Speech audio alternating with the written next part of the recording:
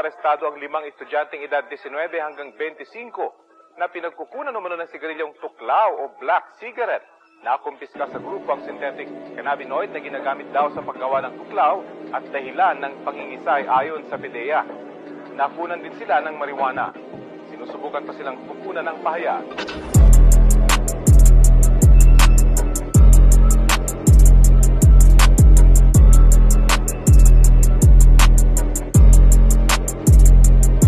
Pagabot ng bato, agad konti na buhay. Masusokot mo kasi mas maamoy. Kahit di pa bukas ako maghihimay. Mga tropa sa loob ako hinihintay. Amas ko sa akin bumigay, mamas boy ayaw mamigay. Sa itaas sa akin gumabay, may mga tira sasablay. So fine, so fresh, pag kami na lumapad. Laganap, pasahan, di na to mauubusan. Laging puli loaded tubo, kala mo walang hangganan. Laging puli loaded tubo, kala mo walang hangganan. Di nyo kakatyanin pa kami na tapatan tol. Kahit kopyahin mo pat kuhaan mo ng sample. Mga bata na sa inyo, tawag sa amin idol. Sabit ng postura na kuhaan to ng iPhone. Labas ko sa trap, nasisipat laging money. Mga dogs naka-on, yung sniper tsaka blinky. Di mo mababa yung amats, lalo pang lumalakas. Di mo mababa yung amats, lalo pang tumataas. Daming nakasif, nakakalula sa mata. Daming nakasif, nakakaluwat ang ina. Pagkapasa ng sakiba sa bayan ng Indica. Pinasahan ng CBD, grabe groging na.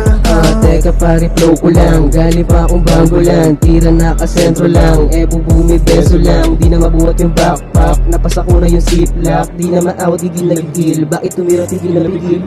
Pagka-pop, sagad na sagad. Ikot kontrabando. Laylo nakatambay, iikutan daw ni Lando. Bugaan si Senso, lakas mo na gumento.